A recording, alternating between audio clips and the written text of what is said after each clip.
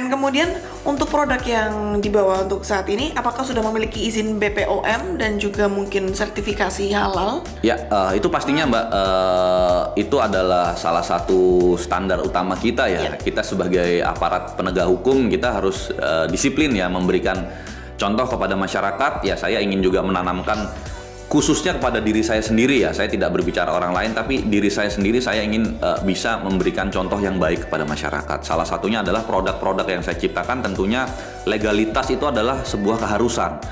BPOM, kemudian halal certified itu sudah kita dapatkan gitu, juga bisa dicek ya, divalidasi di sistemnya atau mungkin langsung ke instansi terkait. Kemudian kita juga sudah melakukan uji klinis secara di laboratorium ya, itu di salah satu laboratorium di Surabaya itu, dan laboratorium tersebut juga sudah divalidasi oleh Badan Akreditasi Nasional. Jadi dalam tanda kutip bukan lab sendiri lah ibaratnya gitu ya, lab orang yang memang sudah terakreditasi. Jadi itulah adalah salah satu langkah-langkah saya untuk mengurangi hal-hal yang tidak kita inginkan. Artinya kita juga butuh sudut pandang dari ahli-ahli lain yang untuk menegaskan bahwa produk yang kita produksi ini bisa dikonsumsi dengan baik oleh masyarakat gitu. Kita udah ngobrol panjang banget dan sudah ada produknya di depannya. Saya penasaran ya, ini gimana untuk cara mengkonsumsinya? Nah, gini, ini sesuai sama brandnya ya. Brandnya kan namanya Stetes. Stetes bayi. Artinya itu juga relate kepada pemakaiannya bahwa produk ini cukup setetes saja itu sudah bisa memaniskan segelas air. Aduh. Ya, nah bisa jadi penasaran nih. Udah uji coba sendiri. Boleh ya? Ya, boleh dong. Nah, ini mungkin Mbak tuangin sendiri supaya valid ya. Oke. Nanti kalau saya nuangin emang sudah manis, saya tuangin deh. Yang botol meropat sekali loh saya. Saya tuangin. Coba dicoba dulu rasanya seperti apa. Oke, ini sebelum ditetesin. Sebelum ditetesin baik. Oke. Seperti air putih. Iya, air putih ya. Air putih ya. Ini bukan abal-abal, masih segel nih. Ya, no bokis lah ya. Ya, nah ini cukup 1 tetes sesuai dengan ininya. 1 tetes. Terus. Nah. Oke, ini harus diaduk dulu ya. Diaduk ya, dulu supaya lebih cepat meresapnya, merata dia. Kita pakai nanopartikel sehingga ketika diaduk dia langsung terikat sempurna gitu dan tidak akan mengendap. Oke. Silakan dicoba. Silakan coba baik. Beneran loh. Nggak bohong ya? Nggak bohong. Ya kalau nggak percaya beli. Manis, enak dan nggak ngenekin. Ya. Ini beneran karena aku bukan tipe orang yang emang suka manis. Ya.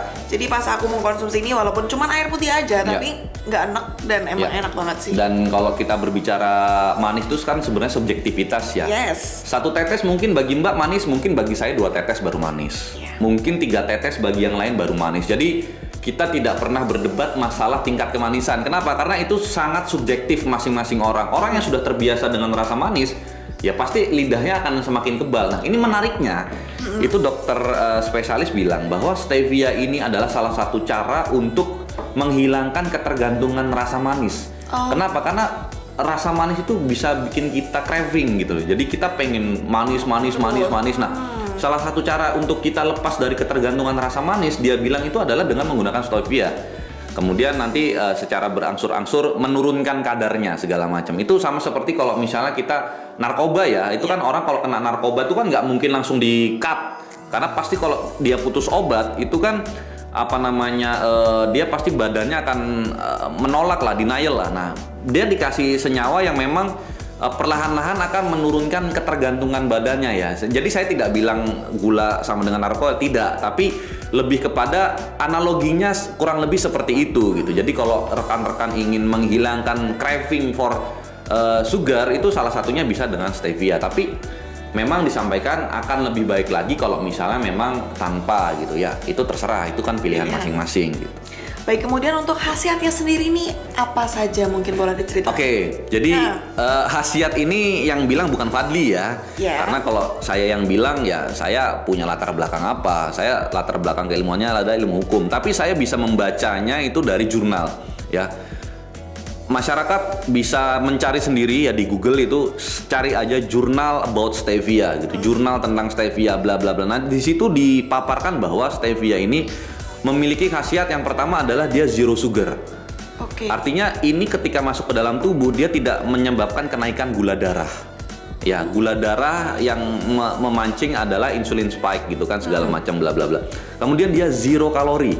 Zero kalori. Iya, jadi dia walaupun manis itu kalorinya nol. Jadi di jurnal itu disebutkan 0,0000 sekian dan itu bisa disetarakan dengan nol dalam jurnal tersebut ya, menyebutkan. Nah, ini penting bagi terutama ini ya wanita-wanita Indonesia yang ingin tampil ya begitulah gitu. Bagus punya body Iya, gitu ya. pengennya minum yang enak tapi pengennya tetap tampil oke gitu kan. Nah, itu kan susah tuh. Nah, ini salah satunya gitu. Jadi untuk teman-teman yang ingin mulai diet mungkin diet kalori lah atau mungkin diet keto atau apapun jenis dietnya.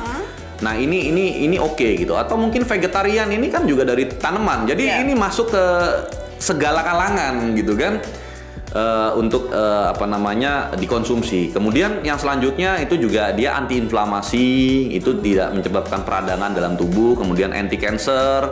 Kemudian dia tuh dalam jangka waktu tertentu membantu menurunkan kadar gula darah dalam tubuh kita, segala macam. Nah, masih banyak khasiat-khasiat lainnya. Tapi saya sih prinsipnya gini, kalau itu saya anggap sebagai bonus ya. Tapi yang lebih saya kedepankan di sini adalah bagaimana ketika kita itu mencoba memulai gaya hidup yang lebih sehat, gaya hidup masa depan tadi, mengkonsumsi barang yang bagus bagi badan gitu kan. Kalau di dalam Islam ya khususnya, mohon maaf, itu kan sering disebutkan makanlah makanan yang halal dan toyib kan gitu. Kalau halal ya mungkin yang lain halal gitu, tapi toyib yang baik bagi badan itu kan ada segmennya lagi gitu. Nah, ini menurut saya ini adalah produk yang memang halal dan bagus bagi badan dan semua kalangan bisa mengkonsumsinya gitu. Jadi khasiat-khasiatnya kurang lebih seperti itu, dan itu sekali lagi saya tegaskan berdasarkan jurnal yang sudah diteliti dan divalidasi secara internasional gitu.